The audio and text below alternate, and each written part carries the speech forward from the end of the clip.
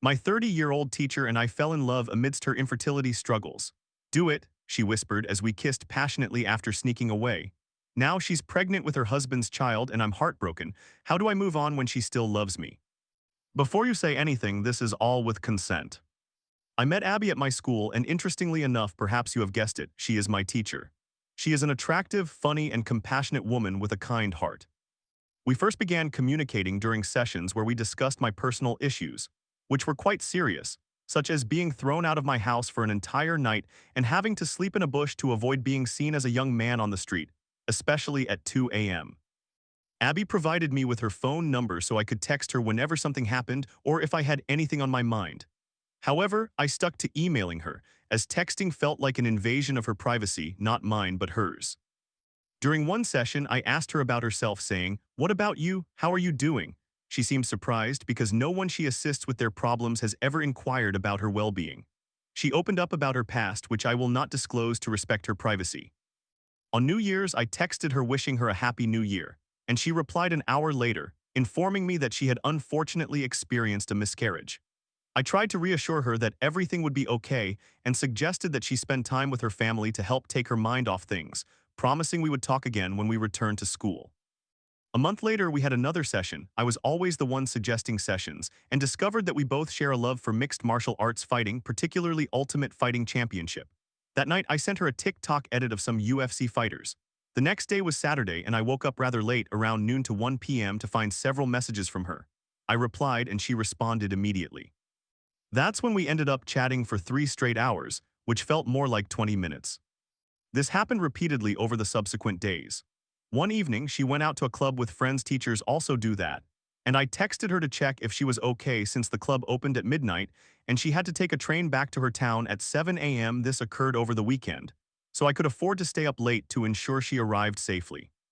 It's worth noting that I was aware she had a husband who was supposed to accompany her to the club but ultimately decided not to go. Nobody knew that Abby was communicating with another guy. I won't even mention that it was her student.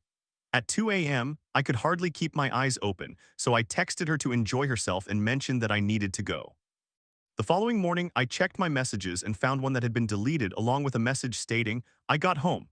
Around 7 a.m., I realized she was still out since she would typically send me a good morning text at that point, and she had not done so. When she eventually woke up, I asked if she had a good time and what the deleted message said. She shrugged it off, claiming it was irrelevant information that didn't matter. The next day, we resumed texting, and Abby brought up a secret concerning a gay teacher who had an intimate relationship with a student years prior at that same school. Interestingly, that student is actually a cousin of my classmate John, who likely knows nothing about it. I felt a bit suspicious about her mentioning this but tried to playfully engage, as my youthful curiosity and inexperience with relationships kept me invested in the conversation. She advised me not to overanalyze it, but I did anyway, and I suddenly blurted out, "Are we going to have sex?" After a long pause, I felt deeply embarrassed and regretted my comment. I suggested we probably should focus on our own lives and go to bed since it was dinner time.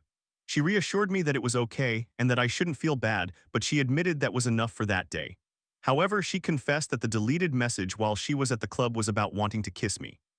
The next day, I only texted her good morning and did not send anything further, probably due to the embarrassment I felt.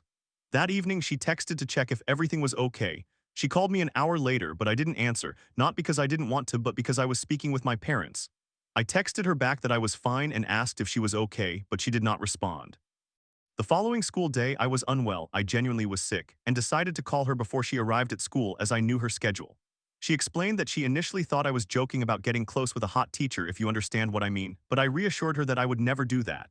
It had merely been a misunderstanding, leading us both to giggle at our foolishness, and she quickly felt happy again, as did I. A few days later, we reached a point where she hesitated but texted me that her husband would be away for 3 days during the summer and asked if I wanted to hang out outside of school. I responded rather foolishly with, "Sure," to maintain an air of mystery and nonchalance. 2 days later, I got back to her and suggested we meet that weekend or whenever she was free, which she did not expect, but she agreed. We met up, drove around in her car, and parked somewhere to talk. I could tell she was quite nervous, but I, to be honest, was not particularly anxious. Eventually, we found ourselves staring into each other's eyes, and she suddenly said, "Do it."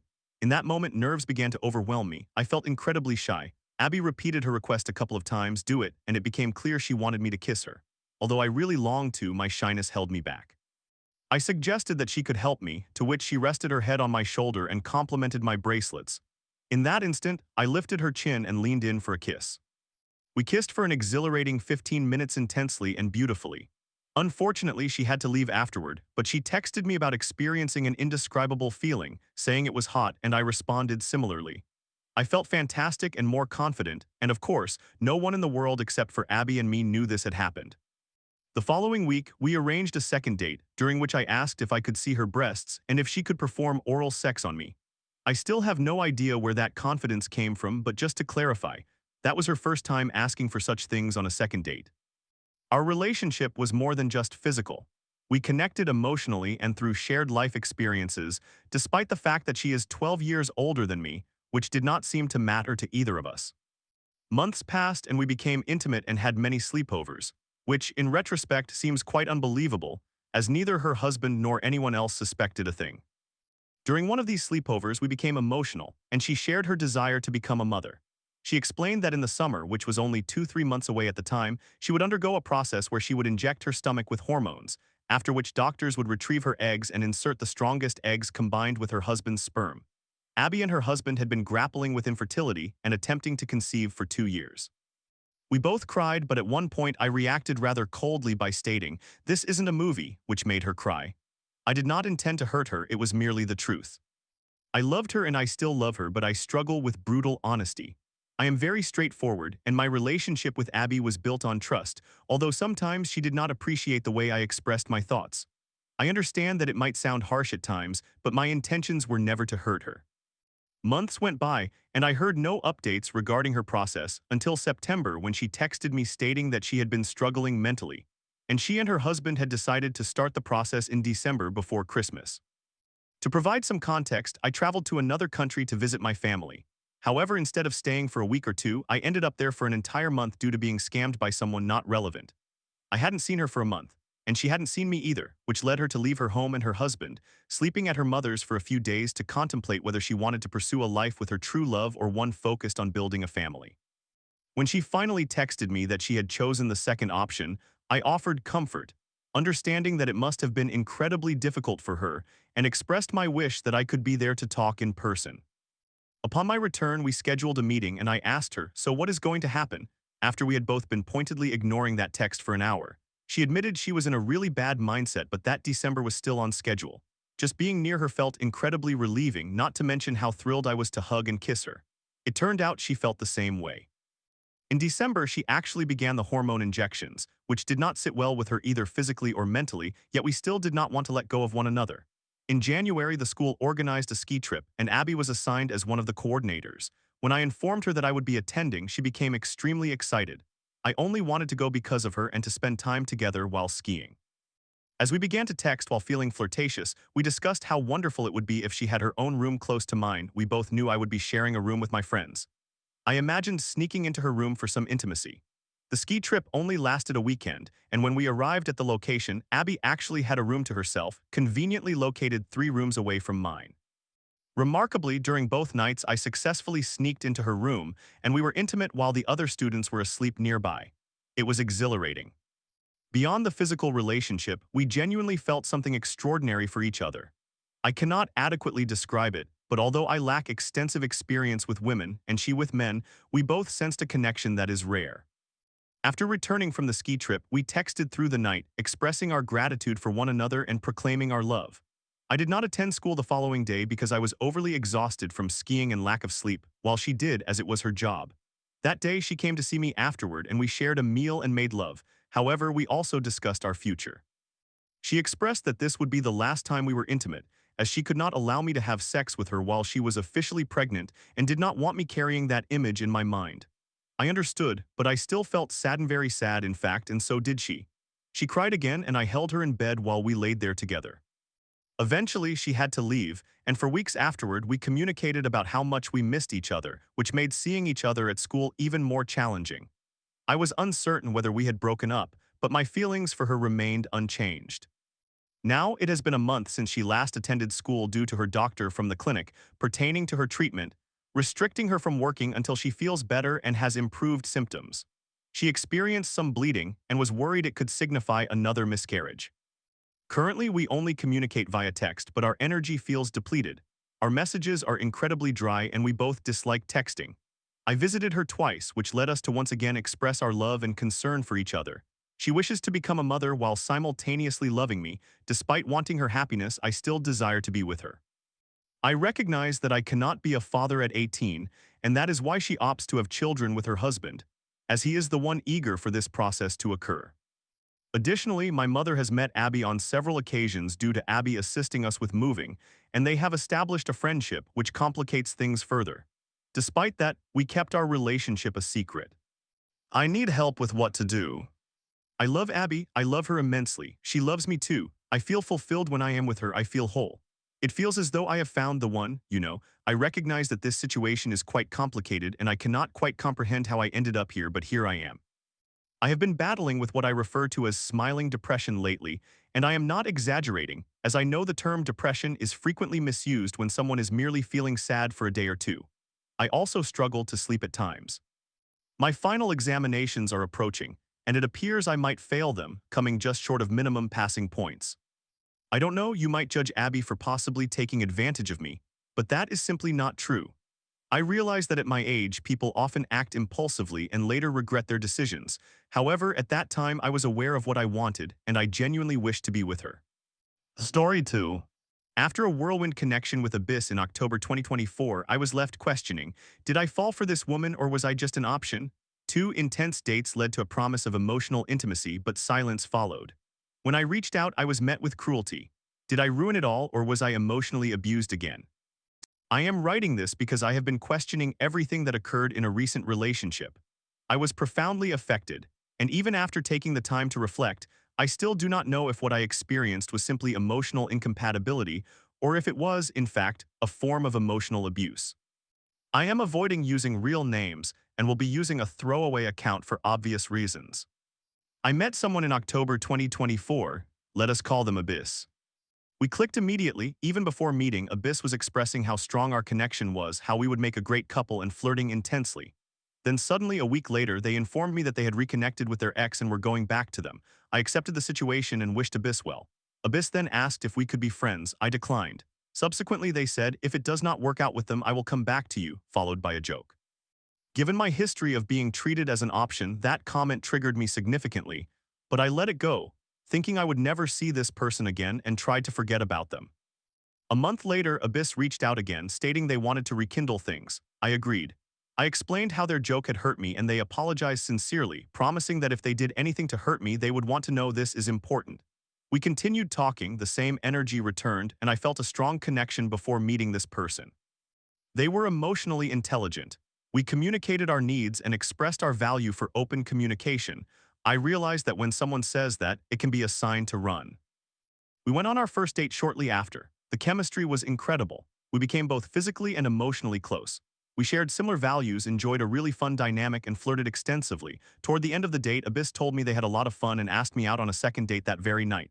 We kissed, and they expressed a desire to take things slow, describing all types of dates they wanted to experience with me. We then said goodbye to each other. I was then met with a bit of silence. I understood it was a busy time. I did overthink a bit since we used to text frequently before, but I realized that following a good first date, the frequency of communication might decrease. A couple of weeks later, we went on another date, we got drunk, and things became very physically and emotionally intense. We both opened up about our trauma, our ideals for relationships, and our values. Abyss kept giving me these dreamy looks, told me I was cute, claimed we had great compatibility, and everything felt real. I also informed them that I was not comfortable with sex unless we were officially dating. Abyss respected that. Everything about the night felt like it was building toward a relationship. I began falling hard without even realizing it. I restrained that feeling slightly because it seemed a bit too soon, but it continued to surface. Shortly thereafter, Abyss started to withdraw. They said they were busy. I understood it was a hectic period. I stopped initiating texts and delayed our third date. I continued to give them space. Nonetheless, it felt a bit off because the silence was deafening, in stark contrast to how things were when we began texting. Then Abyss informed me they were flying back home for 2 months and that they would need complete silence during that time. They asked if I could wait for them. I agreed. No texts, no updates, nothing. Initially, we had decided to stay in touch digitally, but the silence became overwhelming and I convinced myself that they were busy. I attempted to send messages without pressure, just one text until I got a response, which typically came within a span of 8 to 14 business days. I messaged Abyss once saying I missed them. Abyss replied, "I am not ignoring you, I will see you when I return." After that, I heard nothing again. They had previously told me that after a month they would have a bit more free time. I waited during that time, but the silence continued. I texted them 2 days after the time frame they provided, and Abyss responded, "I still have a lot going on. I will see you once I return. But for another month until I return, it will be complete silence." Normally, I would consider this behavior a red flag, but since they gave me a firm deadline, I thought perhaps there was a legitimate reason for their absence, so I accepted it. I even mentioned that I would not be comfortable with complete silence if we moved forward, and they acknowledged this. Waiting was challenging and draining, yet I thought what we once shared was worth it, given their emotional intelligence. The day before Abyss was to return, I inquired about our meeting, and they responded that before we met, we should talk. Being the overthinker that I am, I spiraled a bit but told myself it would be fine. I then asked if they had returned and if they were okay, but I was met with 5 days of silence. I began to spiral, wondering if I had been ghosted. I repeatedly expressed how their silence was hurting me and asked them to provide some form of communication. But I encountered silence again, despite calls and texts. The next day, I reached a breaking point. I sent Abyss a message expressing that I could no longer tolerate the silence. I respectfully told them that if they did not respond before a specific time, I would take it as a sign to walk away, and apologized if it came across as an ultimatum. Abyss responded just before the deadline I had set. Their reply was a cold, emotionless closure. They stated they had too much going on, that they had indicated they would be busy, and that we were not a match. They criticized me for setting an ultimatum and wished me luck moving forward. I felt hurt. I waited patiently. I maintained hope. I had expectations and lashed out once via text, but nothing abusive. I conveyed to them how cruel and manipulative their silence and actions had felt. I identified what they had done and expressed the sense of abandonment I had experienced. They immediately called me and cried. They told me I was not close enough for them to share what was happening. They said they had already planned to end things but did not know how to do it, which was why there had been silence. They added that my words had hurt them. I apologized during the call, but they hung up.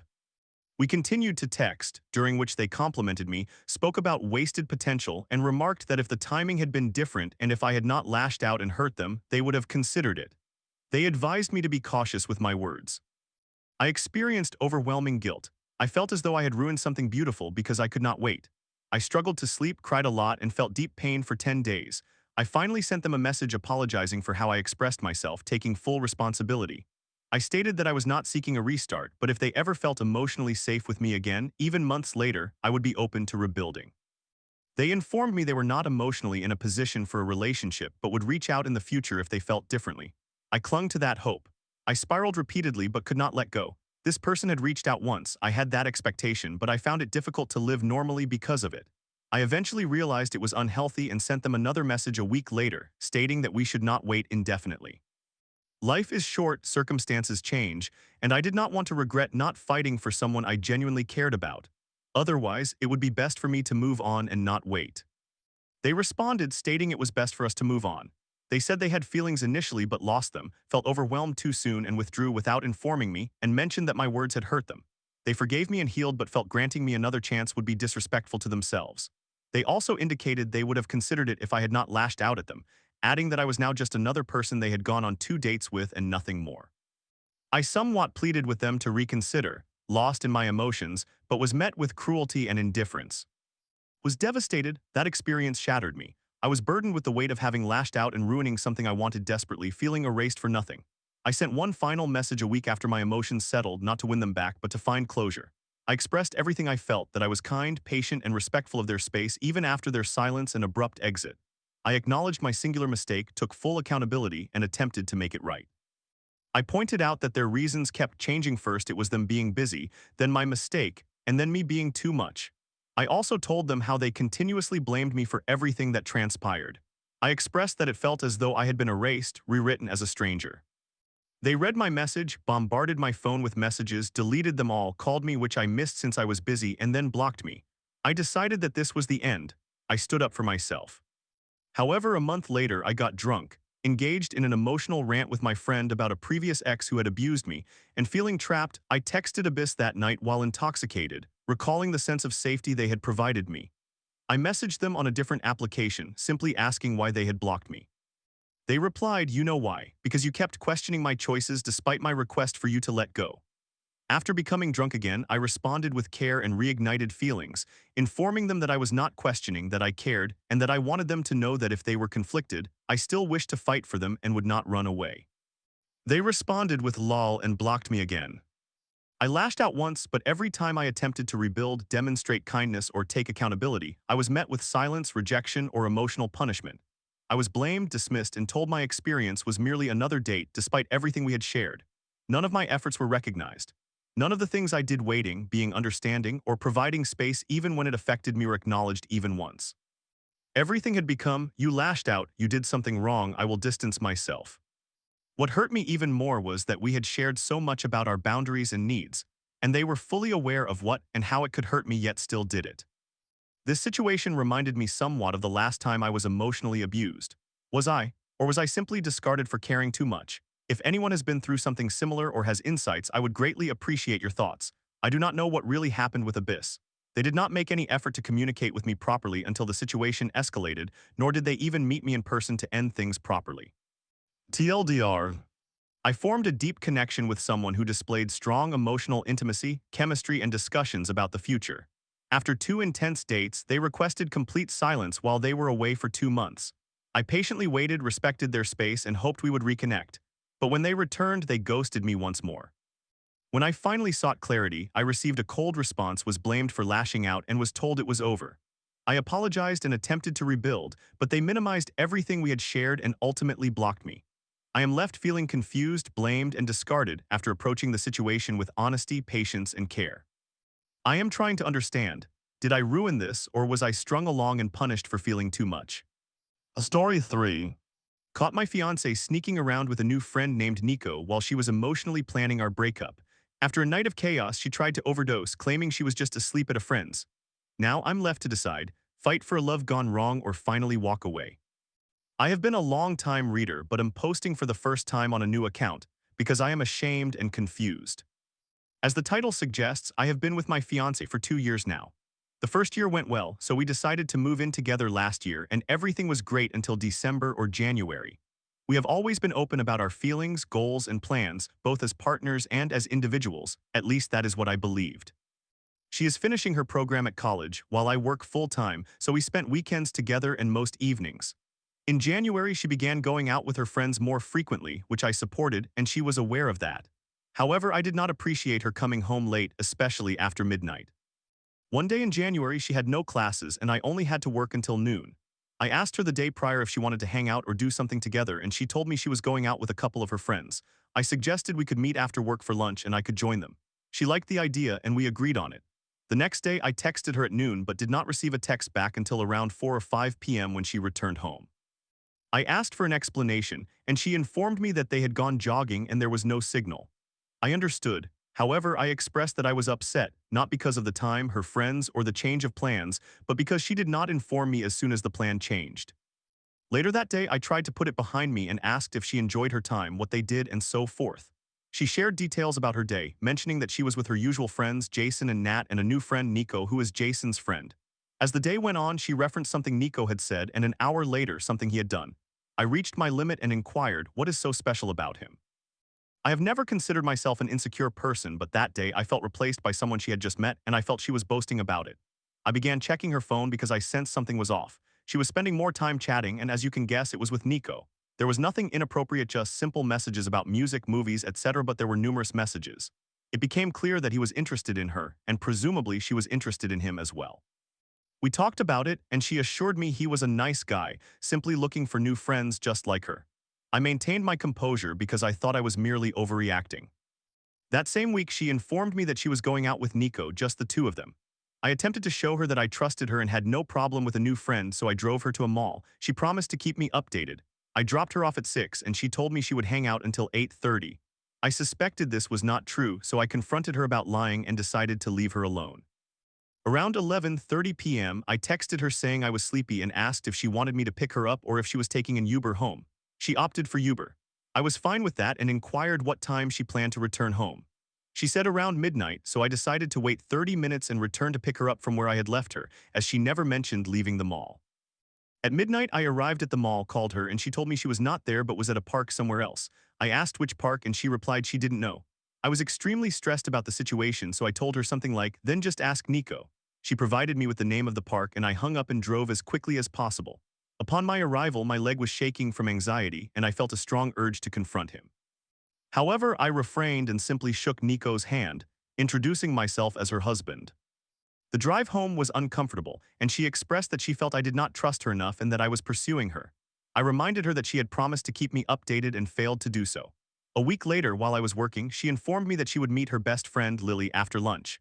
Later in the afternoon, she returned home, managed some chores, and mentioned that since it was still early, she was going out with Nico. Upon arriving home, I checked her laptop and discovered some messages where she mentioned that, while it might have been a passing fancy, she liked him. Nico responded that he felt the same but simply wanted to get to know her better. I called her and asked where she was. After learning the location, I went there to confront them both. I assured them I had no intention of getting violent. They of course both denied everything, but I knew they were lying. I spoke with them separately and together and they continued to deny it. I went home and when she arrived she was upset, but I was not in the mood to talk, so I chose to ignore her. The next day I apologized for checking her messages but requested an explanation.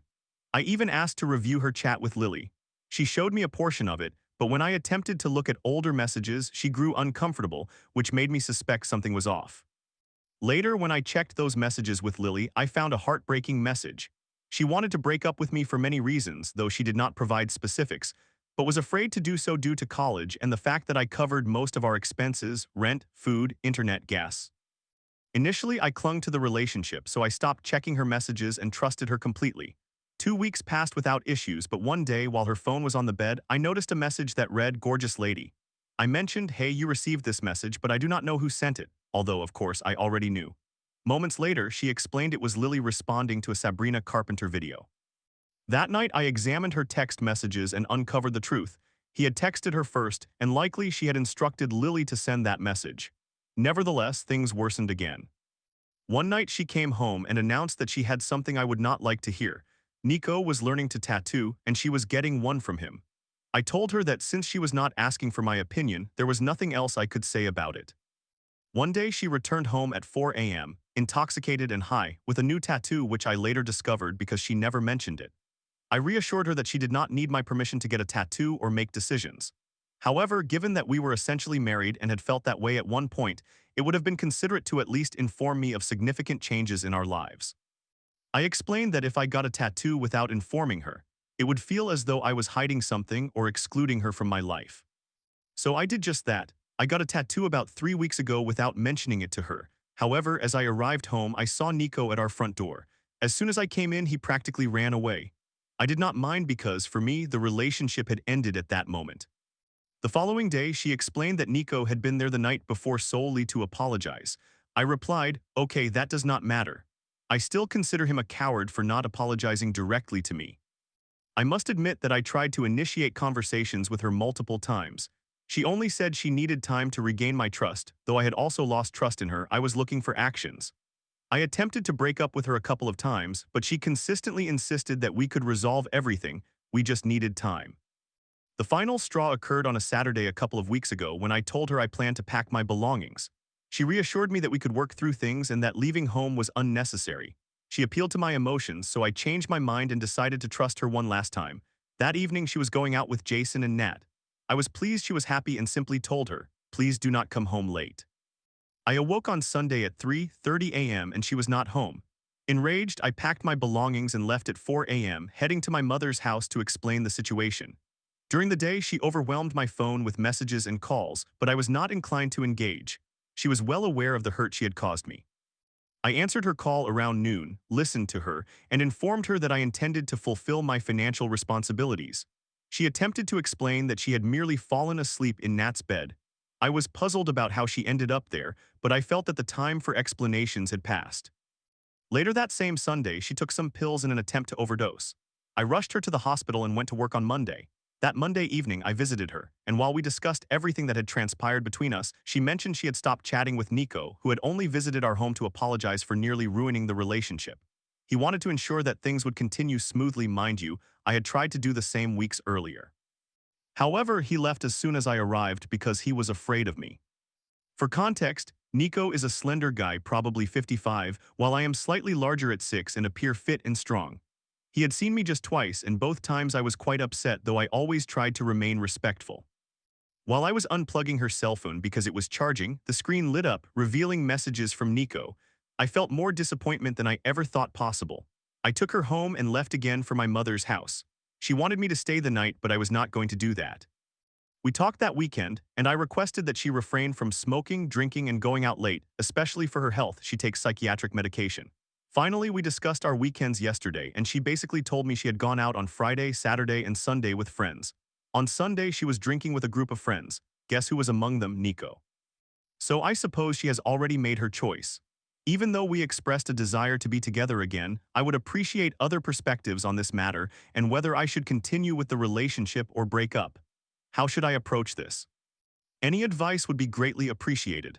By the way, I have started attending therapy, and my therapist advised that I would be better off alone. Story 4. Family drama turned toxic after moving to Illinois. My cousins blamed my mom, brother, and me for their mess, then cried for sympathy while their chaotic lives fell apart. "You're not my dad," I snapped back when they tried to control my friends. Can you believe their judgment? I am now a 21-year-old female with a functioning brain, and after attending therapy, I have come to view my family members as all being mentally ill. However, I cannot bear my mother's side of the family. My father has been absent since I was 12, so we relocated to Illinois to be closer to her family. Family, my foot. I'm not sure if it is relevant, but my family is Hispanic, and it seems common for families to be either terribly dysfunctional or incredibly supportive. When we moved here, we initially stayed with one of my uncles, and a few years later, his children, a girl and a boy, arrived, making everything worse. They blame me, my mother, and my brother for everything being untidy, among other things.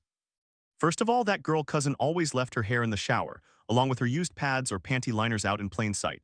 My male cousin leaves the bathroom in a disgusting state with gray tub stains and hair everywhere. When he uses the toilet, he leaves it in an unsanitary condition and does not bother to clean up, even when he is sick. He shows no regard for not infecting anyone else. Although they do not get along with my brother, they blamed him for them giving away their pets. Between the ages of 12 and 18, they had a guinea pig, a turtle, a husky, and a cat, all of which I took care of. They constantly acquire animals and then abandon them without even bothering to feed them. They gave away the turtle, but I previously took him out and fed him.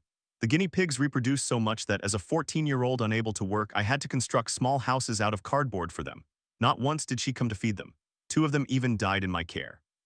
The husky she owned was only cared for a maximum of 4 days. It ruined her entire room, and while she was enduring her abusive relationship, she never checked on the dog, not even once. The dog was so malnourished and neglected that the outside world frightened him, as he had never stepped outside during those 4 days. I gave him away for free to a loving home where he is now thriving. My male cousin also owned a cat whom he neglected and never cleaned the litter box for. The cat caught fleas, and when I informed him, he acted as if he didn't believe me until my mother put them in a bag to show him. Yet he never cared when she caught them again. I wasted $160 on flea products because they lasted only 7 months. Now she lives on the streets. There was little I could do. I wanted to place her in a box since they did not have a carrier to take her to a shelter, but she never returned, which I do not blame her for. When I was in middle school, specifically in 7th and 8th grade, they were in high school. They would bring their friends and other cousins over every single day and would not leave until late at night. My mother had an open case with a social worker due to issues at school and concerning my brother, who was in high school.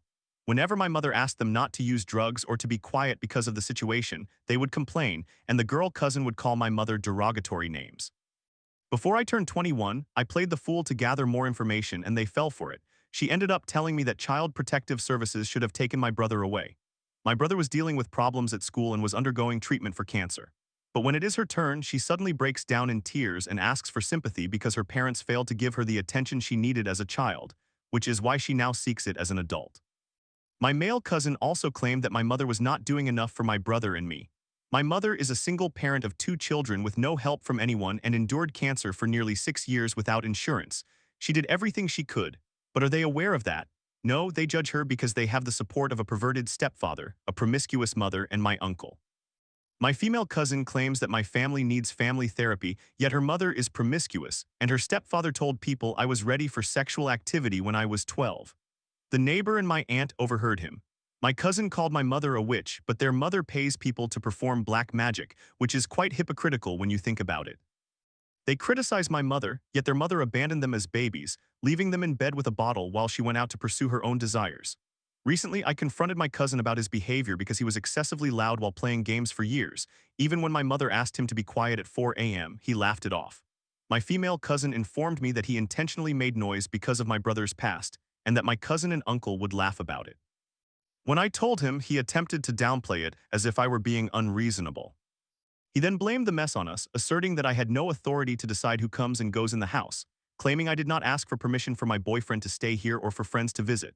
Am I to treat him as my father? Did I emerge from his loins? No. My friend stayed for 1 to 2 hours while my other friend spent the night because she was too intoxicated to drive home. She left the next day. Furthermore, she was quiet during her visit and my cousin was not even present. My boyfriend was kicked out of his mother's house, and as his girlfriend, I cannot let him sleep on the streets. I even asked his father, my uncle, for permission for him to stay here, yet my cousin continually acts as if he has authority over my friends. It is absurd that he insists I ask for permission to have friends over when there was no issue when I invited 5 or 6 friends over at 18. Why is it a problem now that I am an adult and want to have 2 friends visit? I do not understand why he behaves this way considering he is not truly part of the family. He is the product of incest, as his mother had relations with her cousin. Yet somehow we are the ones with issues. I have a male cousin who sells drugs, has a son, and does not engage with us much. My mother's side of the family as a whole has issues. Yet his mother was involved with a married man, and when his wife discovered it, she committed suicide. He still lives in that woman's home, the same woman who took her life, may she rest in peace, and this occurred before my cousin was even born. My female cousin calls my family ill, but my cousin who deals drugs had a baby in 2023, and almost immediately after, she became pregnant again. Personally, I see this as either an attempt at competition or an expression of envy for the attention he received. Now she is left with a child she cannot afford and is unable to manage her car payments, leaving her without a vehicle. Furthermore, they are now trying to evict us from the house we were in first because they need the rooms since she feels overcharged for a small space and food. How is it our fault that she is irresponsible and lacks proper planning? And why should we have to move because she did not have her life set up with a home and stable job before bringing a child into the world with someone she barely knows? I realize that this is not the true reason they want us out. It merely serves as an excuse as they will not admit they dislike us, which is why they want us gone. But we are not naive. As a family, we used to visit my aunt's house regularly but stopped due to her two-faced behavior. If you choose to be a bystander, you share the guilt of the situation. My aunt, as the eldest in the family, comes to tell us everything they say but never informs them that they should cut it out. Recently, she has started sending job offers and has made comments implying that she does not believe what my mother and I say. I love her. She has been good to me, but I recognize that this behavior is wrong. Fortunately, when my female cousin went to confront my aunt, claiming I was lying, my aunt did not believe her because I had previously shown my aunt proof of my cousin's comments that same month. My male cousin attempted to suggest that gossiping is common among cousins, yet the entire world seems to know everything, even the woman who used to give me rides to school. Does that make sense? He also wrote a lengthy message stating that they talked negatively about us because we did not want to communicate with them. Has he ever taken a step back to actually reflect on things? I do not know how many more months it will take for us to find a new place, but once I move out, everyone will be blocked. I have already blocked my cousins. They tried to claim they wanted to hang out with me out of pity as if they believed my life was sad. But I do not share that sentiment. Though my life may be troublesome, I refuse to mimic their negative behaviors, and I do not spend time with those who interact with others simply out of sympathy. That is not a genuine friendship. It is as if they are treating someone like a pet. They think I am foolish, yet they only reached out to me after I acknowledged one mistake my brother made, and suddenly it was, come smoke with us, come be with us. Goodbye, they underestimate my intelligence. While I mentioned my cousin was undergoing difficulties in her relationship, I do not take domestic violence lightly. She confided in me before my decision to stop interacting with them, expressing that it affected her. I suffer from post-traumatic stress disorder and offered her advice, assuring her that she does not deserve to endure that treatment. No one deserves to experience violence, not even my worst enemy. Am I angry with them? Yes and no. I am frustrated because anyone with reasoning can see they are the problem. However, I understand that this stems from the neglect and failures of their parents in some capacity. I realized this during therapy when I vented about my experiences, but it is not my responsibility to diagnose them. I recognize that people's behavior is often a reflection of their upbringing or circumstances, and in this case, I believe it is a combination of both, which is acceptable. I personally do not comprehend why they are so upset. Prior to losing her car instability, she had a decent job and an expensive vehicle. My cousins have cars and good jobs. I am without a car and earning a low income, stuck in a position that feels juvenile, but I have faith that eventually I will find myself in a better situation. I do not understand how they can have so much three parents, albeit unusual, and still feel anger towards us. How can they allow someone to make them mad when they cannot even afford a vehicle? I feel that I should be the one who is a disgrace, as well as my brother, given the burdens we have faced, yet we are not. Undoubtedly, they represent the definition of having everything yet remaining miserable. Story 5. My grandfather, once my hero, is now a stranger tainted by betrayal and abuse. After his infidelity during my grandmother's illness, I cut ties. He wrote, "I'm sad I've never got to know my great-grandchildren. Should I give him closure or remain NC? Am I ready to face the ghosts of our past? I want to apologize in advance, as this will probably be much longer than necessary. But my relationship with my grandfather is filled with so many mixed emotions that I do not know how to navigate it. I will begin with my early years.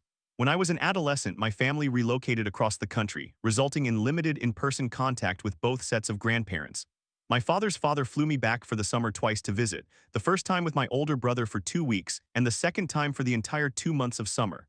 During this time, I developed a very close relationship with my grandfather. We would go golfing 3 to 4 mornings every week, and we would spend a week on his cabin cruiser, exploring the lake and connected river, fishing and swimming.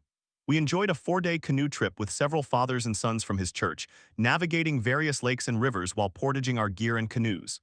This experience significantly shaped who I became as an adult that summer. We did not have any more significant moments together after that summer, but we still shared a couple of Christmases and phone calls occasionally.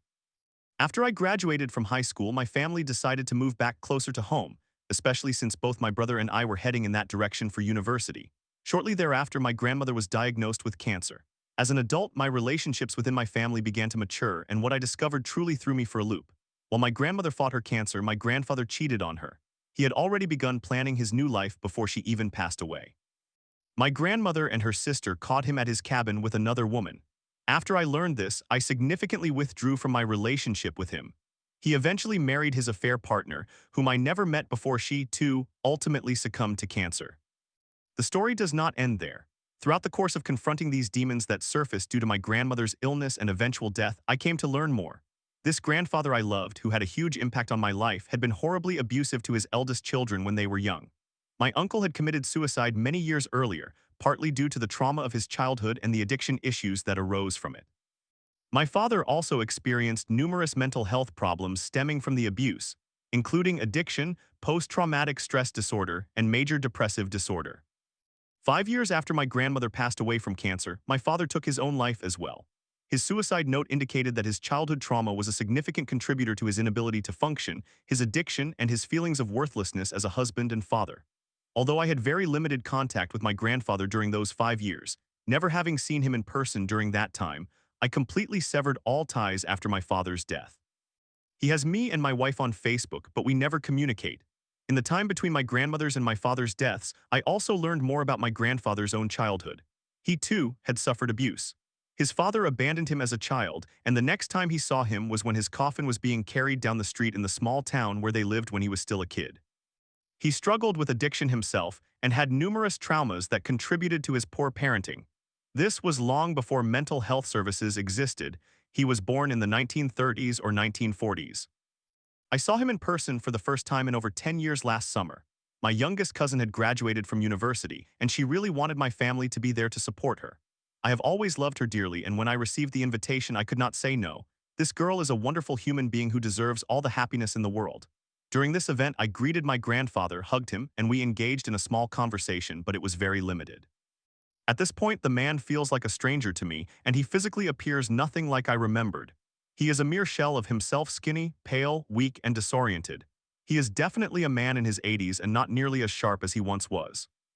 Now to the point where I do not know what to do. My grandfather on my mother's side recently passed away. I posted a bit of a memorial for him on Facebook, and my father's father sent me a message. I have not opened it but noticed from the notification that he wrote something like, "I saw your post. I am sorry for your loss. I am wondering if you remember all the times we shared together. It makes me sad that I have never got to know my great-grandchildren." This is paraphrasing, but you understand the gist. I have a personal mantra: take no nonsense but cause no harm. I suspect that he himself is nearing the end of his life. While I have distanced myself from my relationship with him for nearly 20 years for my own well-being, as I do not want my children to be around that type of toxicity, I also feel torn. My mother's father was fortunate in his last days to be surrounded by all of his children and his wife, with whom he spent over 60 years in his final moments. He experienced a beautiful, peaceful, loving death which has made grieving his loss much easier. My father's father will not receive that same comfort. His two wives passed away and he was unfaithful to the first one. His two eldest children took their own lives. My relationship with him is nearly non-existent, though he has other grandchildren who maintain contact. I do not want to worsen his final days by being confrontational about why we stopped communicating. I was merely a young adult when all this occurred, and I ghosted him rather than discussing it openly. He has no idea why I severed ties. Part of me wants to respond to him and provide a thoughtful rundown of the positive memorial I would give him. Perhaps it would help provide him some peace in his final years. Another part of me wants to confront him about everything, but he is already frail and confused, and that may push him over the edge. I cannot inflict that kind of harm on another person, no matter how terrible they were. Yet another part of me wishes to simply forgive and forget, potentially establishing a distant yet involved relationship with him for whatever time he has left. I feel incredibly torn and confused to the extent that I have not yet opened the message, so he does not know I have read it. I do not know what all he has said in his message. I struggle to reconcile these feelings of betrayal and pain against the image of the loving grandfather from my childhood. I feel paralyzed. What would you do? Continue with no contact and live with the potential regret of never reconciling that once significant relationship. Provide him some closure through a thoughtful message while maintaining distance. Attempt to reconnect and hope that brings closure to the tumultuous legacy of my father's family. I appreciate any thoughts that anyone may have. To summarize, I once had a wonderful relationship with my grandfather, but it turns out he was abusive to his children, including my father, and cheated on my grandmother while she was ill with cancer. 20 years later, I wonder if it is worth reconnecting as he nears the end of his life.